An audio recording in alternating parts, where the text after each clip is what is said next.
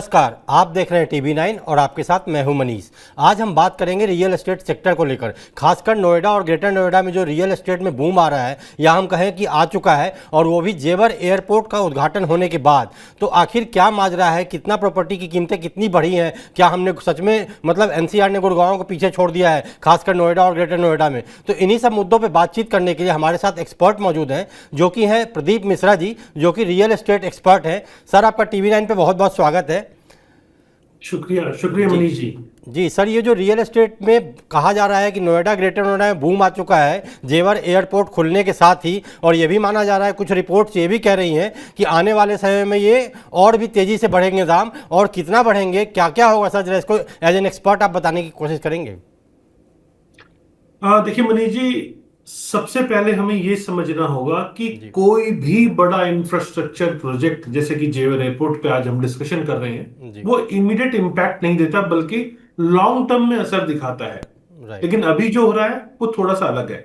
अभी मार्केट में जो प्राइसेस दिख रहे हैं वो एक्चुअल डिमांड से नहीं है, बल्कि फ्यूचर एक्सपेक्टेशन और स्पेकुलेशन ड्रिवन है। जी। ठीक है। और रिपोर्ट्स के अनुसार तो 2027 तक प्लॉट प्राइसेस 28% तक बढ़ सकते हैं और राइट। फ्लैट प्राइसेस 22% तक बढ़ सकते हैं। सुनने में बहुत पॉजिटिव लगता है, लेकिन इसका दूसरा साइड क्या है? जी। इसका मतलब यह है कि मार्केट ऑलरेडी फ्यूचर ग्रोथ को एडवांस में प्राइस के अंदर वो जोड़ चुका है। यानी जी। आज जो बायर एंट्री ले रहा है वो फ्यूचर पोटेंशियल पर प्रीमियम दे रहा है। जी। और एक और बहुत इंपॉर्टेंट बात यह है कि पिछले 4-5 सालों में ही कुछ एरिया में प्राइसेस 2 to 3 टाइम्स तक बढ़ चुके हैं। राइट। कहीं कहीं प्लॉट्स तो कहीं कहीं की बात करें, प्लॉट्स तो XXX 3x तक हो चुके हैं। जी। तो अब सवाल हमेशा यही मेरे दिमाग में आता है कि अगर इतना ग्रोथ ऑलरेडी हो चुका है तो आगे का अपसाइड कितना बचा हुआ है? जी। यही सबसे बड़ा रिस्क का कारण है। क्योंकि ग्राउंड रियलिटी की बात करें तो एयरपोर्ट अभी जो करंट स्टेटस है, जी। पूरी तरह ऑपरेशनल इकोसिस्टम नहीं बना पाया है। राइट। जॉब्स, इंडस्ट्रीज या कमर्शियल हब्स, ये सब डेवलप होने में थोड़ा समय लगेगा, लेकिन प्राइसेस पहले ही डेवलप सिटी की तरह बिहेव कर रहे हैं। यानी आसान भाषा में समझाने की कोशिश करूं तो डेवलपमेंट बाद में आएगा, प्राइसेस बहुत ज्यादा पहले ही बढ़ चुके हैं। ये अभी मैं देख पा रहा हूं। जी सर, बिल्कुल आपने सही कहा। जैसा आप बता रहे हैं खुद ही कि ये फ्यूचर प्रोस्पेक्ट्स को देखकर प्राइसेस बढ़ रहे हैं, लेकिन ज़मीन की हकीकत कुछ और है। लेकिन वहीं सर, मैंने भी कई बार जेवर में रिपोर्टिंग की है, तो उस दौरान देखा गया कि जो जेवर एयरपोर्ट के आसपास जो खेत वाले ज़मीन थे, उनकी कीमतें मतलब कहाँ से कहाँ पहुँच गई। और ये कहा जाता है ना, जैसे मान लीजिए अभी इसको मैं जोड़ता हूँ, तेल का जो और गैस का क्राइसिस चल रहा है, तो क्राइसिस मार्केट में उतना ज़्यादा नहीं है जितना ज़्यादा लोगों ने इसको पैनिक बना रखा है। तो कहीं ये वही तो नहीं है, मतलब हकीकत है कि मान लीजिए 50% बढ़ा और बताया जा रहा है नहीं 100% बढ़ चुका है और 100% और बढ़ने वाला है। तो सर ये कितना है? मतलब ऐसे में जो खास करके जो गाढ़ी कमाई वाले निवेशक हैं, जो रियल एस्टेट में सच में पैसा लगाना चाहते हैं या फिर मतलब उससे कमाई करना चाह रहे हैं, जेवर एयरपोर्ट के नाम पे हो या किसी और तरीके से हो, तो सर इसको आप कैसे देखते हैं कि मतलब क्या है ये? देखो, मैं इसे सरल शब्दों में समझाने की कोशिश करूं कि आखिर फायदा किसको होगा। जी। ठीक है। आपने दो एस्पेक्ट बोले, एक फायदा किसको होगा, दूसरा जी। एग्रीकल्चर जो लैंड है उसके प्राइसेस भी जी। काफी बढ़े हैं। जी। तो पहले किसको फायदा होगा हम उसको एक बार समझते हैं। जी। Early investors versus new buyer. Right. जिन लोगों ने 2018 से 2022 के बीच इन्वेस्ट किया, उन्हें ऑलरेडी एक मैसिव गेन मिल चुका है, जो कि क्लियर दिख रहा है। मतलब सच को आंच क्या, वो वाली बात है। जी। और कुछ जगहों के ऊपर तो 200 से 300% तक एप्रिसिएशन आया है। लेकिन जो आज एंट्री ले रहा है जी। वो पीक या नियर पीक प्राइसेस पे एंट्री कर रहा है, जी। उसका आरओआई कंपैरेटिवली थोड़ा सा कम होगा। मार्केट में क्या हो रहा है अगर इसको अच्छे से समझें आप, तो जी। येडा रीजन में प्लॉट्स की डिमांड तेजी से बढ़ी है। लीज डीड्स और अलॉटमेंट बढ़ रहे हैं। सुनने में बहुत पॉजिटिव लगता है, लेकिन इसका मतलब ये भी है कि मार्केट में हैवी इन्वेस्टर एक्टिविटी इस टाइम पर है जी। और एंड यूजर डिमांड उतनी स्ट्रांग नहीं है। अब बिल्डर का रोल भी यहां बड़ा इंपॉर्टेंट है कि बिल्डर आखिर कर क्या रहे हैं। एयरपोर्ट प्रॉक्सिमिटी का मार्केटिंग टूल बना रहे हैं, चाहे वो ऑथराइज्ड है या अनऑथराइज्ड। अनऑथराइज्ड पर मैं पे आता हूं अभी मैं, लेकिन अभी हम ऑथराइज्ड की बात कर रहे हैं। तो जी। एयरपोर्ट प्रॉक्सिमिटी का एक मार्केटिंग टूल बना रहे हैं और फ्यूचर ग्रोथ को यहाँ एक अच्छे से एग्रेसिवली सेल कर रहे हैं, लेकिन ग्राउंड पर कई प्रोजेक्ट्स अभी भी अंडर कंस्ट्रक्शन है, इंफ्रास्ट्रक्चर अनइवन है। और सबसे बड़ा फायदा किसको मिलेगा अगर इसको समझने की कोशिश करें, जी तो फायदा होगा बड़े इन्वेस्टर्स को, लैंड एग्रीगेटर्स को और डेवलपर्स को। जी और नुकसान किसको होगा अगर ये समझने की कोशिश करें, तो लेट एंट्री वाले बायर्स या रिटेल इन्वेस्टर्स। जी और इसीलिए सीधी बात यह है कि ये मार्केट अभी वेल्थ क्रिएशन से ज्यादा वेल्थ ट्रांसफर फेज के अंदर है, यानी जी जो लेट आएगा वो अर्ली इन्वेस्टर को कहीं ना कहीं एग्जिट दिलाएगा। जी, दूसरा आपने एस्पेक्ट ये सर आपने बहुत बोला। अच्छी बात कही। मैं थोड़ा सा इसमें ऐड ऑन करना चाह रहा हूँ कि जो आपने एक बात बहुत अच्छी कही कि जो लेट आएगा वो थोड़ा लेट पाएगा, मतलब अर्ली इन्वेस्टमेंट था उनको रिटर्न मिल गया। तो ये तो सर आपने समझा दी कि फ़ायदा किसको होगा। अब ये जी सर अपना दूसरा पॉइंट रखिए। देखिए मनीष, एग्रीकल्चर लैंड के ऊपर जब हम आते हैं, जी तो एयरपोर्ट ने ये क्लैरिटी दे दी कि इतने किलोमीटर पे आप ये कंस्ट्रक्शन कर सकते हैं, इतने किलोमीटर पे, मतलब हाइट को लेकर। पीछे अहमदाबाद वाला केस आप सबको पता ही है। जी तो उसके बाद एयरपोर्ट अथॉरिटीज बहुत ज्यादा स्ट्रिक्ट हो गई और उन चीजों को मेंटेन करने लगी कि एयरपोर्ट से एक दूरी तक कंस्ट्रक्शन नहीं होनी चाहिए। जी लेकिन यहां पर जो पिछले कुछ सालों में एयरपोर्ट की न्यूज आने के बाद, अनाउंसमेंट के बाद से, जो ये एग्रीकल्चर लैंड बिकने का जो ये जाल बिछा, जी ये बहुत बड़ा जाल था। और यहाँ पर बहुत सारे ऐसे छोटे बायर्स जो घर का सपना देखते थे और जेवर एयरपोर्ट के पास रहने का एक ख्वाब देखते थे, जी उन बायर्स ने बहुत ज्यादा पैदा लगाया। यहां मैं जानता हूं कि 3,000 से लेकर 40,000 रुपए गज तक के लोगों ने वो प्रॉपर्टीज खरीदी, जो कि ऐसी प्रॉपर्टीज हैं जो अथॉरिटी की नजर में इलीगल है। पैसा वैसा चला दीजिए, मैंने पैसा कई वैसा ऐसे चला प्रोजेक्ट्स दीजिए। देखे मनीष, मैंने कई ऐसे प्रोजेक्ट्स देखे जो कि विदाउट रेरा बिक रहे हैं, कोई अप्रूवल नहीं है, बिक रहे हैं। और डेवलपर द्वारा ये कहा जाता था कि हमें रेरा की जरूरत नहीं है क्योंकि हम उस रीजन से बाहर हैं। और यहां तक कि इसके साथ लगते हुए हरियाणा की बाउंड्री में भी ऐसे बहुत सारे प्रोजेक्ट्स विदाउट रेरा बिके। और बहुत लोगों ने, और बहुत ज्यादा लोगों ने इन्वेस्ट किया। यहां तक कि मीडिया के भी बहुत लोगों ने इन्वेस्ट किया, जो ये सच्चाई जानते हैं कि ये गड्ढा है, यहां पैसा डालना मूर्खता है। जब तक अप्रूव्ड प्रॉपर्टी ना हो, रेरा रजिस्ट्रेशन ना हो, तब तक आपको ऐसी प्रॉपर्टी नहीं लेनी चाहिए। लेकिन वो क्लोनाइजर्स जो ऐसी चीजें डेवलप कर रहे थे, अनऑथराइज कॉलोनी डेवलप कर रहे थे, उन सब ने अच्छा खासा मुनाफा यहां कमाया। और जब अथॉरिटी का ऐसा डिसीजन आया, तो फंसा कौन? फंसा आम बायर, जो अपनी गाढ़ी कमाई, पूरे जीवन की कमाई, 5 लाख 10 लाख रुपए जोड़कर उन क्लोनाइजर्स को दे आया, जिन्होंने उन्हें अनअप्रूव्ड प्रॉपर्टी दे दी, जिसमें ना बैंक लोन हो सकता था, ना कुछ हो सकता था। और अथॉरिटी ने वहां कंस्ट्रक्शन को बैन कर दिया। ये सबसे बड़ा सेटबैक है, ऐसा नहीं होना चाहिए था। अथॉरिटीज की भी गलती कहूंगा कि जब अथॉरिटीज को पता है कि उनके नाक के नीचे ये काम हो रहा है, तो उसे एक्टिवली, टाइमली ऐसी चीजें डेवलप नहीं होने देनी चाहिए थी। आज मेरे को लगता है कि सिर्फ वो क्लोनाइजर्स ही नहीं, वो अथॉरिटी भी है जिम्मेदार, जिन्होंने गाड़ी कमाई लोगों की मिट्टी कर दी। जी सर, ये आपने बहुत अच्छे तरीके से समझाया इस बात को। मुझे उम्मीद है कि दर्शकों को जरूर ये समझ में आ रहा होगा, क्योंकि एक जो भेड़ चाल कही जाती है ना, वो आजकल भेड़ चाल चल रही है। खास करके जिस दिन जेवर एयरपोर्ट का उद्घाटन हुआ, अभी आपने सही कहा कि ऑपरेशनल फुल्ली तरीके से अभी नहीं हो पाया है, लेकिन उसके बावजूद वहाँ भीड़ लगनी शुरू हो गई और ज़्यादा। लेकिन इसीलिए आपने जो बताया, तो उम्मीद करता हूँ कि काफ़ी कुछ समझ में आया होगा। सर, अब एक दूसरी बात निकल के आती है कि वहाँ बहुत सारे जो प्लॉट्स हैं, जो खेती की ज़मीन थे, जिसको प्लॉट काट काट के अब कई सारे बिल्डर्स उसको बेच भी रहे हैं। दूसरा, फ्लैट प्लॉट में ज़्यादा फायदा होगा या फ्लैट लेने वालों को ज़्यादा फायदा मिलेगा? मतलब लॉन्ग टर्म की बात मैं कह रहा हूँ। देखिए मैं कहूंगा मनीष जी, दोनों में अपॉर्चुनिटी भी है और जी रिस्क भी है। जी प्लॉट इन्वेस्टमेंट हाई हाइप है और हाई रिस्क है। जी दिखाया जा रहा है कि प्लॉट देंगे आपको 2 और 3x का रिटर्न मिलेगा, जी एयरपोर्ट के पास जमीन, तो फ्यूचर का सोना है। लेकिन ग्राउंड रियलिटी क्या है? जी प्लॉट प्राइसेस ऑलरेडी 20 से 40% तक बढ़ चुके हैं, और कुछ रिपोर्ट्स में तो 200 से 300% तक ग्रोथ दिखाई गई है। जी पिछले सालों में ये ग्रोथ अपने आप में एक्सपोनेंशियल है, बहुत ज्यादा ग्रोथ है। लेकिन रिस्क क्या है? जी सबसे बड़ा रिस्क है लिक्विडिटी इशू। बेचना मुश्किल हो सकता है, डेवलपमेंट डिले का खतरा हो सकता है। ये पॉसिबिलिटी है कि अनाउंसमेंट्स और एक्चुअल डेवलपमेंट में बहुत टाइम लग जाए, जी तो यहां पर रिस्क हो सकता है। और तीसरा रिस्क जो मैं देख पा रहा हूं वो ये है कि स्पेकुलेटिव बाइंग ज्यादा होगी। जी इन्वेस्टर्स आ रहे हैं, एंड यूजर्स कम होंगे, तो स्पेकुलेटिव बाइंग ज्यादा होगी।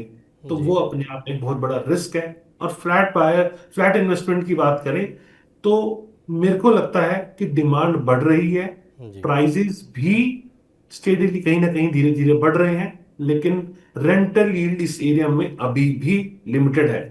मेरे को पर्सनली पूछें तो ओवर सप्लाई का जी रिस्क है, जी खासकर एक्सटेंशन एरियाज के अंदर। और सबसे जी इंपॉर्टेंट बात यहां पे यह है कि जी प्राइजेस ऑलरेडी इन्फ्लेटेड हैं, फ्यूचर एप्रिसिएशन उतना एग्रेसिव होता नहीं दिख रहा, यानी फ्लैट कंपैरेटिवली सेफ है, जी लेकिन जैकपॉट रिटर्न नहीं मिलने वाला है। और जी सबसे बड़ा खतरा अगर आप पूछें तो अगर डेवलपमेंट में डिले हुआ, जी जो कि बहुत दिनों से आप ये अनाउंसमेंट सुनते जी आ रहे हैं और आज आके फुल्ली ऑपरेशनल नहीं हो पाया एयरपोर्ट, तो सबसे बड़ा खतरा यही है निकल कर आता है कि अगर डेवलपमेंट डिले हुआ या डिमांड स्लो हुई, तो जी ये मार्केट करेक्शन भी देख सकता है। जी मतलब आप ये कहना चाह रहे हैं सर कि अगर ऐसा कुछ नहीं होता है जो कहा जा रहा है या जो सपने दिखाए जा रहे हैं या लोग खुद भी देखना चाह रहे हैं तो झटका लग सकता है। लेकिन सर वहाँ दूसरा सवाल ये है कि एक तरफ जो इतना बड़ा एयरपोर्ट हब बनेगा, एविएशन हब बन रहा है, तो उसके आसपास के जितने भी इलाके हैं, क्योंकि बड़ी कंपनियां आएंगी, सारा कुछ होगा, निवेश भी, कई सारे एमओयू भी साइन हो गए हैं, तो आपको नहीं लगता है कि ये सब जो फ्यूचर में बताई गई हैं तो ये सब चीज़ें देखने को मिलेंगी, और मिलेंगी तो कब तक मिलेंगी? देखिए मनीष, इंफ्रास्ट्रक्चर डेवलपमेंट में टाइम लगता है। जी एक दिन में तो सब चीजें पॉसिबल नहीं है। राइट। किसी भी एरिया को उठा लें आप, रॉ से डेवलप स्टेज में आने में कम से कम 20 से 25 साल का समय लगता है। 20 से और 25 20 साल साल में रहने के मतलब का हो जाता है। जी तो ये एयरपोर्ट की डेवलपमेंट अब आई है, नो डाउट। यमुना एक्सप्रेसवे पे, ग्रेटर नोएडा पे रोड्स अच्छी बनी हुई है, जी लेकिन अभी भी पूरी तरह जॉब अपॉर्चुनिटीज उस एरिया में नहीं आएंगे। जब तक जॉब अपॉर्चुनिटीज नहीं आएंगी और पूरा डेवलपमेंट सेम पेस पे लेवल पे नहीं आएगा, तब तक मेरे को लगता है कि यहां अभी वेट एंड वॉच करना चाहिए। बहुत एग्रेसिवली नहीं घुसना चाहिए था। एग्रेसिवली घुसने का जो टाइम है वो निकल चुका है। अभी वेट एंड वॉच करें, ज्यादा बेटर रहेगा। और इस टाइम जो मार्केट है, जो हाइप मार्केट है, वो कहीं ना कहीं स्टेबल होनी शुरू हो चुकी है। जी जो सही प्राइजेस हैं, जहां एक्चुअल इंफ्रास्ट्रक्चर उस प्राइजेस को मैच कर रहे हैं, वहां जरूर अच्छी ट्रांजैक्शंस हो रही हैं। लेकिन जहां ये मैच नहीं कर रहे, वहां ट्रांजैक्शंस में थोड़ी सी रुकावट देखने को मिली है। तो जी अब जो एंड यूजर है, सबसे अच्छी बात हम्म, यह है कि एंड यूजर है, वो इंफ्रास्ट्रक्चर अगर वहां इन प्लेस हो चुका है तो उसको देखकर आ रहा है। अगर आपको ऐसी कोई लोकेशन दिख रही है जहां इंफ्रास्ट्रक्चर भी हो चुका है और जॉब अपॉर्चुनिटीज भी आ चुकी हैं, तो वो लोकेशन आपके लिए सेफ लोकेशन हो सकती है।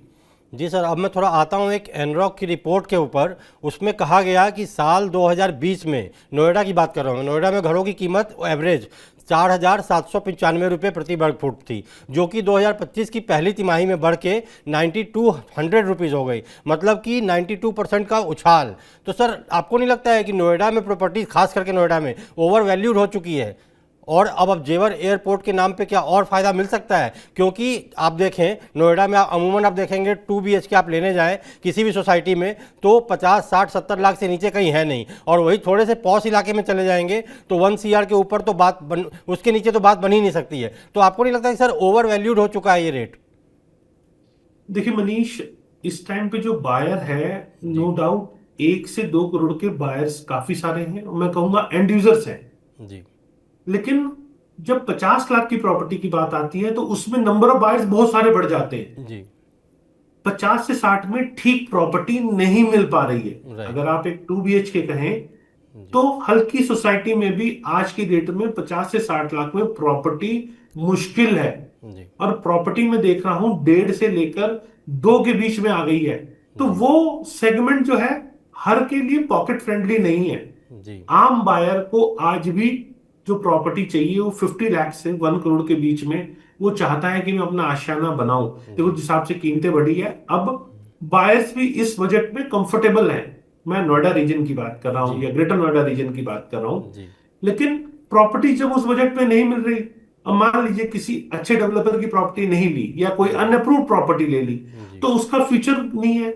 आपने राइट। पैसे भी लगा दिए और वो पैसे भी गड्ढे में चले गए। जी। तो हमें ऐसे प्रोजेक्ट में लेना चाहिए जो रेरा अप्रूव्ड हो, और प्राइजेस ऑल इंक्लूसिव, जी। सिर्फ बेसिक प्राइस नहीं, ऑल इंक्लूसिव मिला के, और एक्चुअल एरिया जो आपको मिल रहा है उसे चेक करके, और रेट्स कंपिटिटिव है या नहीं इनको चेक करके, डेवलपर की क्रेडिबिलिटी चेक करके अगर आप प्रॉपर्टी ले रहे हैं तो वो आपके लिए सेफ प्रॉपर्टी होगी। लेकिन बजट का कंस्ट्रेंट सबसे इंपॉर्टेंट है।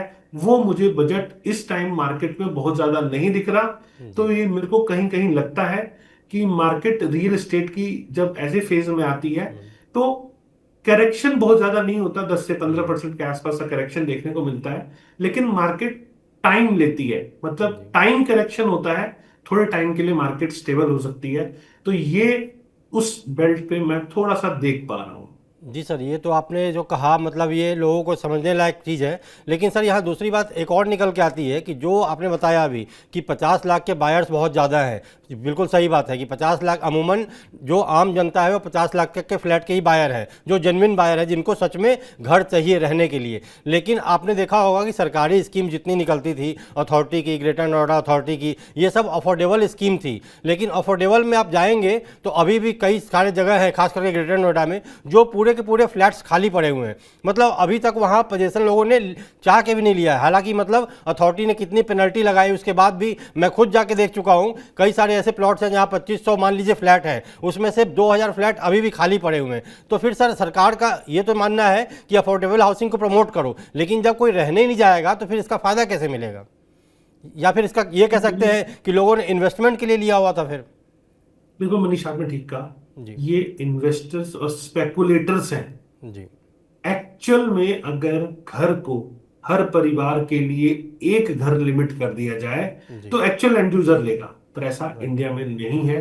जी। यहाँ आप एक से ज्यादा घर भी ले सकते हैं। टैक्स बेनिफिट्स को जरूर स्क्वीज किया जाता है, लेकिन आप ले सकते हैं। जी। तो ऐसे केस में जिसके पास पैसा है वो ज्यादा से ज्यादा प्रॉपर्टी खरीद रहा है, और जी। जिसके पास नहीं है वो एक भी नहीं ले पा रहा, मतलब जिसका कम बिल्कुल। है वो एक भी नहीं ले पा जी रहा। बिल्कुल सही बात।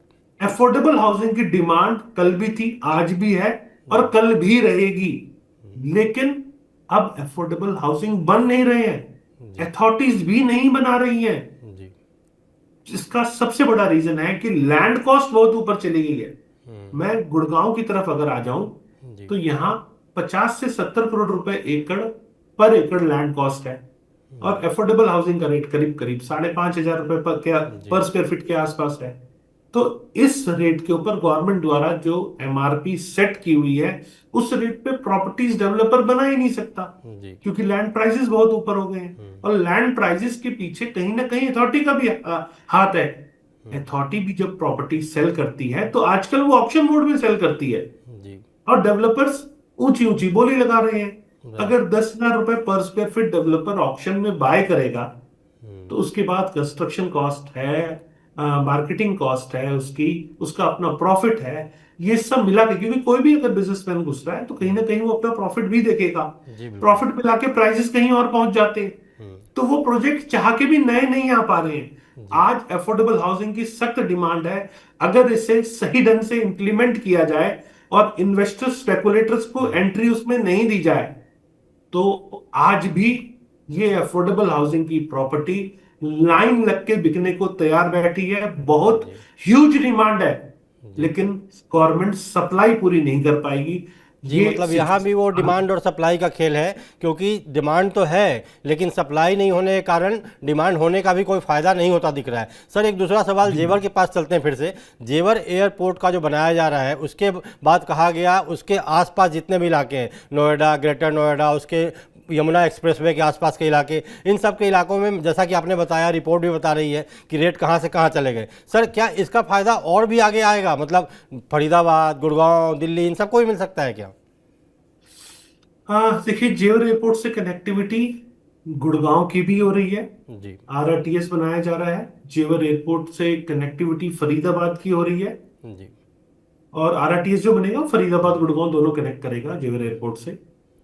तो जेवर एयरपोर्ट के पेरिफेरल एरियाज, जहां पे जैसे फरीदाबाद के मैं ऊपर फोकस करना चाह रहा हूं, जी। ये एरिया आज भी एवरेज है, रिजनेबल है। हम्म, जो न्यू सेक्टर्स का एरिया है वहां आज भी अफोर्डेबल हाउसिंग आने का स्कोप बचा हुआ है। जी जब तक लैंड 10 करोड़ रुपए पर एकड़ है तब तक डेवलपर वहां पर अफोर्डेबल हाउसिंग का प्रोजेक्ट लॉन्च कर सकता है, जी सब्जेक्ट टू वहां का इंफ्रा डेवलपमेंट, जो वहां पर जो अर्बन लोकल बॉडी है उसको करना है। अब जी अर्बन लोकल बॉडी जब तक वहां इंफ्रा डेवलप नहीं करेगी तब तक डेवलपर चाह के भी वहां अफोर्डेबल हाउसिंग का प्रोजेक्ट लॉन्च नहीं कर सकता है। जी तो यहाँ अथॉरिटी का पुश, डेवलपमेंट पुश भी अगर साथ लगाया जाए, एमआरपी को फिक्स किया जाए जी और सही ढंग से पारदर्शी तरीके से अलॉटमेंट को गवर्नमेंट अपने हाथ में लेके करे, तो मैंने जैसा बताया कि फरीदाबाद एक ऐसा लोकेशन है, अपकमिंग जो नए सेक्टर्स हैं, मैं जी बात कर रहा हूँ 197 प्लस सेक्टर्स की, हम्म, वहां पर अफोर्डेबल हाउसिंग बहुत सारी आ सकती है और बहुत सारे लोगों को आशियाना मिल सकता है। जी मतलब ये कहा जा रहा है कि सिस्टम में थोड़ी ट्रांसपेरेंसी हो जाए और सरकार सप्लाई पे ध्यान दे या फिर जो अथॉरिटी है वो सप्लाई पे ध्यान दे तो लोगों का सपना पूरा हो सकता है। सर अब थोड़ा चलते हैं कि ये तो वही बात फरीदाबाद की और बाकी जगहों की। सर जेवर के आसपास एज एन एक्सपर्ट मान लीजिए अभी मैं निवेश करना चाहूँ एक आम आदमी होने के नाते जेवर के आसपास, क्योंकि मार्केट में जो बूम आता है तो उस बूम में हर कोई घुसना चाहता है, हर कोई पैसा कमाना चाहता है। तो एज एन एक्सपर्ट आप क्या सलाह देंगे कि क्या अब निवेश करना सही है जेवर एयरपोर्ट के आसपास? ये मनीष, मैं कहूंगा कि आपको इन्वेस्ट पहले करना चाहिए था। जी न्यूज पे इन्वेस्ट करते तो आपको रिटर्न मिलता। जी और जब भी न्यूज पे इन्वेस्ट किया जाता है तो लैंड के ऊपर, प्लॉट्स के ऊपर इन्वेस्ट किया जाता है, क्योंकि प्लॉट पे कंस्ट्रक्शन पुरानी नहीं हो रही है, एज इट इज पड़ी है, कोई फर्क नहीं है उसके अंदर। जी लेकिन अब आके अपार्टमेंट एक टूल में देख पा रहा हूं, अपार्टमेंट में इन्वेस्ट आप कर सकते हैं। लेकिन फिर से कहूंगा शॉर्ट टर्म में मुझे गेन आता नहीं दिख रहा, लॉन्ग टर्म विजन है तो इस टाइम अपार्टमेंट में आप जा सकते हैं। और एक एक्चुअल इन्वेस्टर है अगर आप, तो आपको ये समझना पड़ेगा प्रॉपर्टी बाइंग एक साइंस है जी और साइंस के साथ में मैथमेटिक्स भी है। जी अगर कैलकुलेटिव इन्वेस्टमेंट नहीं होगी तो आपको प्रॉपर्टी रिटर्न देने वाली नहीं है। तो जी अच्छा कैलकुलेटिव इन्वेस्टमेंट करें जहां पर इंफ्रा आ रहा है, तो नो डाउट इंफ्रा प्राइस बढ़ाता है, लेकिन इंफ्रा जी की जब न्यूज है उस टाइम पे आप लैंड पे इन्वेस्ट करेंगे तो वो अच्छा खासा आपको रिटर्न देगा। और दूसरी सबसे इंपॉर्टेंट बात, इंफ्रा ग्राउंड पे वो जो सुनने में आ रहा है जी एक्चुअल ग्राउंड पे है या नहीं, ये जरूर टैली कर लें, क्योंकि कई बार चीजें हवा में चल रही होती है, लोग जी भी हवा में बात कर रहे होते हैं और खरीदारी भी हो रही होती है, वो सब स्पेकुलेटिव बाइंग है। मैं जी आपको ऐसी किसी भी बाइंग से बिल्कुल रोकता हूं। जी आपको लैंड पर रिटर्न मिलता है लेकिन सही प्रॉपर्टी पर मिलता है। तो जी अगर अच्छे से साइंस और मैथमेटिक्स यूज कर सकते हैं तो रियल एस्टेट जैसी इन्वेस्टमेंट कोई नहीं है। अगर आपको नहीं आता तो मार्केट में सोच समझ के ही एंट्री ले आप। जी सर, ये आपने अच्छी बात कही। हमारे इस शो का मकसद भी यही है सर कि आम आदमी को, क्योंकि जैसा इसका नाम ही है काम की बात, तो आम आदमी को ऐसे चीज़ों से बचाया जाए जिसमें वो भेड़ चाल की तरह घुसते हैं। चाहे वो कोई भी इन्वेस्टमेंट हो, प्रॉपर्टी हो, शेयर मार्केट हो, गोल्ड में हो, कहीं भी निवेश करने से पहले आपको सोचना चाहिए और इसीलिए हम एक्सपर्ट बिठाते हैं ताकि आपको हर चीज़ की क्लियरिटी मिले। तो सर एक जो बात आती है जेवर के नाम पे, मतलब सब कुछ तो हो ही रहा है, उसके साथ साथ एक फ्रॉड स्कीम भी बहुत तेजी से चल रही है। कई सारे लोग जेवर के नाम पे उल्टी पुल्टी ज़मीनें बिना कागज़ के, बिना रजिस्ट्री के बेचे जा रहे हैं। मतलब जो अनऑथराइज, आपने भी बात कही अभी, अनऑथराइज सेलिंग काफ़ी बढ़ गई है। सर उस पर लगाम लगाने के लिए क्या करना चाहिए अथॉरिटी को या किसी को भी? देखिए, सबसे बड़ा उसके लिए जो रिस्पॉन्सिबल है वो हमारा सोशल मीडिया है। जी सोशल मीडिया पे तमाम ऐसी रील्स, वीडियोस आप देखेंगे जो कि कहीं ना कहीं ऐसा उस एरिया को प्रेजेंट किया जा रहा है कि बहुत लिक्रेटिव है। जी और अभी आप प्लॉट ले लीजिए और आसान किस्तों में ले लीजिए, जी प्रॉपर्टी अप्रूव्ड नहीं है, हम्म, लेकिन वो एजेंट्स बेच रहे हैं। जी वो कैसे बेच रहे हैं? क्योंकि रेरा का पूरा कंट्रोल नहीं है कहीं ना कहीं। बिल्कुल।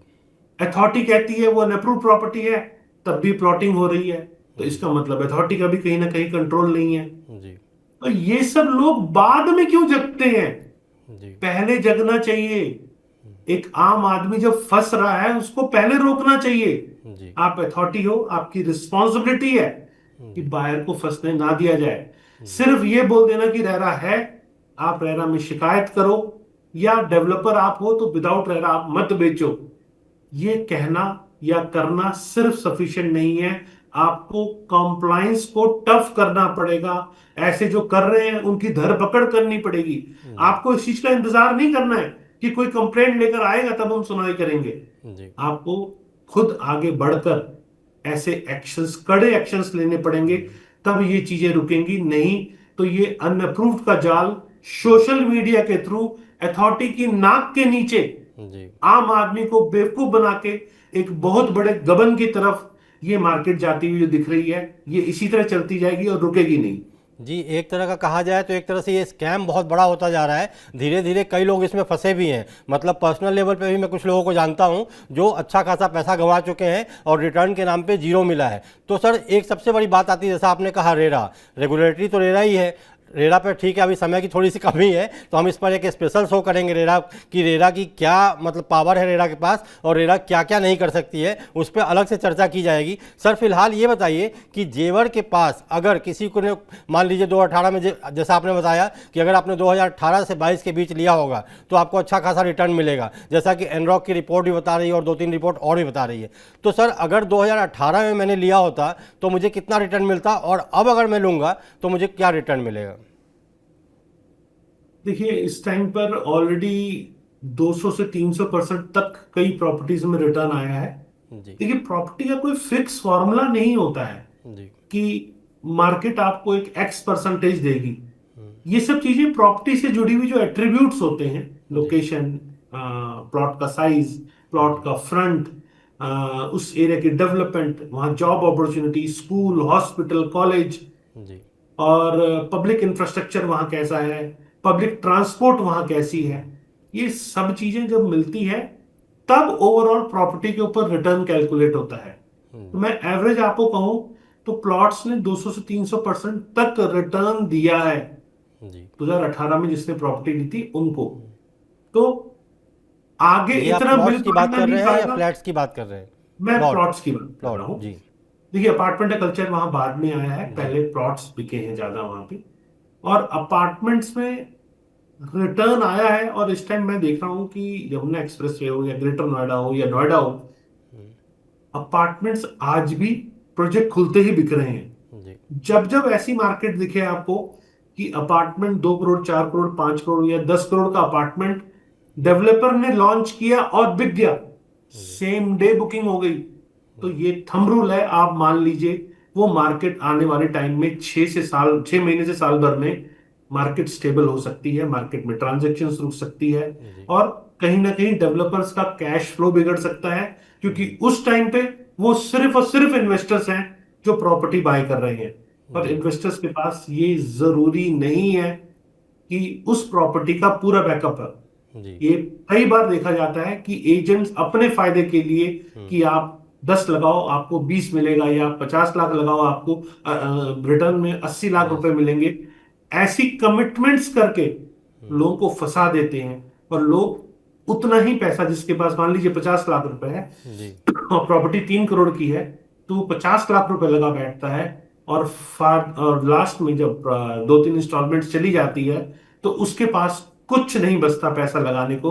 और डेवलपर, चूंकि उसका भी कैश फ्लो खराब होता है आगे जी इंस्टॉलमेंट ना आने पर, तो ऐसे प्रोजेक्ट स्टक की तरफ बढ़ते हैं। यहां सिर्फ और सिर्फ एजेंट अच्छा मुनाफा कमा रहा होता है, या डेवलपर भी, जिसने प्रॉपर्टी बुक करी, कई बार पैसा वापस करने में आनाकानी करता है, या रेरा के डिसीजंस बहुत लेट आते हैं, तो जी उसका सबका खामियाजा सिर्फ और सिर्फ आम बायर्स को भुगतना पड़ता है। जी सर, ये आपने बहुत अच्छी बात कही। सर एक और मेरा आखिरी सवाल है, लास्ट में ये पूछना चाहूँगा कि जैसे युद्ध चल रहा है ईरान और अमेरिका के बीच, जो तनातनी चल रही है, उसका असर हर सेक्टर पे पड़ रहा है कहीं ना कहीं, चाहे वो टेक्सटाइल हो, लिथियम हो, आपका शेयर मार्केट हो, गोल्ड सिल्वर हो, हर जगह इसका असर देखा जा रहा है। तो क्या एज एन एक्सपर्ट आप बता सकते हैं कि रियल एस्टेट सेक्टर पर इसका कुछ असर हुआ है क्या, या हो सकता है आने वाले टाइम में? देखिए मनीष, इस टाइम सप्लाई चेन डिस्ट्रप्शन कहीं ना कहीं हुई है। जी और इंडिया, जो मैं देख पा रहा हूं, कहीं ना कहीं जो इकोनॉमी हिल रही है उसको एब्जॉर्ब कर रहा है, जी उसको मार्केट तक इफेक्ट नहीं आने दे रहा। कोशिश की जा रही है, जैसे जी क्रूड आपको पता है क्या जी स्टेज पर आ गया, लेकिन जी उसके बावजूद भी कहीं ना कहीं उसको, मैं जो देख पा रहा हूं, मुझे ऐसा लगता है कहीं ना कहीं सरकार उसको एब्जॉर्ब कर रही है। जी जिस दिन ये फटा उसका फर्क अच्छा खासा दिखेगा। अभी सप्लाई चेन डिस्ट्रप्शन कहीं ना कहीं दिक्कत दे रही है, और दूसरा जैसे हरियाणा के अंदर अभी वेजेस को भी इंक्रीज कर दिया गया है, जी तो वो कहीं ना कहीं आपकी जो कंस्ट्रक्शन कॉस्ट है उसको भी बढ़ा रहे हैं। जी तो कंस्ट्रक्शन कॉस्ट जब जब बढ़ती है तो फाइनल प्रोडक्ट पे उसका इम्पैक्ट आता है। जी जो प्रोजेक्ट पहले से बिक चुके होते हैं उन पे कई बार इम्पैक्ट नहीं आता, वहां डेवलपर को खुद एब्जॉर्ब करना पड़ता है। जी और जो नहीं बिके होते हैं वहां डेवलपर, अगर मार्केट पॉजिटिव साउंड कर रही है तो वो जो लोड है वो बायर की तरफ खिसका देता है। तो ये जी सर, सब डिपेंड उम्मीद है करता है कि मार्केट दर्शकों को कितना बहुत कुछ समझ लोड में ले आया रही है। होगा।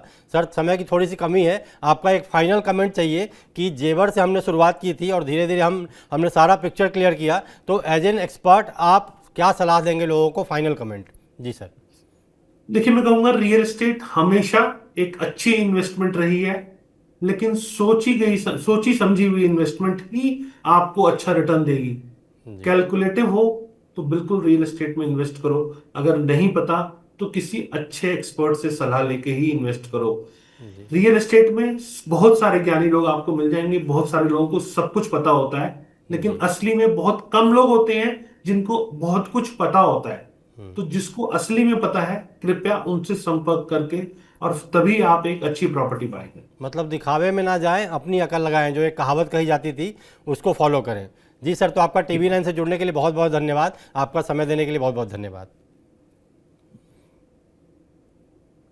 जी, तो ये थे एक्सपर्ट जो बता रहे थे कि जेवर में जो चल रहा है जेवर के नाम पे, तो उसमें ज़्यादा हवा में मत आएँ, दूसरों की बातों में मत आएँ, पहले अपनी अपनी अकल लगाएं, और अगर आपसे नहीं हो पा रहा है तो किसी एक्सपर्ट की सलाह लें और पूरा कैलकुलेशन करें, क्योंकि already Yamuna expressway, Noida, greater Noida, इन सब के रेट इतने बढ़ चुके हैं, तो एक्सपर्ट के मुताबिक अभी वहाँ निवेश करना, अब निवेश करना जोखिम बड़ा हो सकता है, लेकिन अभी भी आप निवेश करना चाहते हैं तो पहले अपने एक्सपर्ट की सलाह जरूर ले लें। और ऐसे ही काम की बात देखने के लिए देखते रहिए TV9। नमस्कार।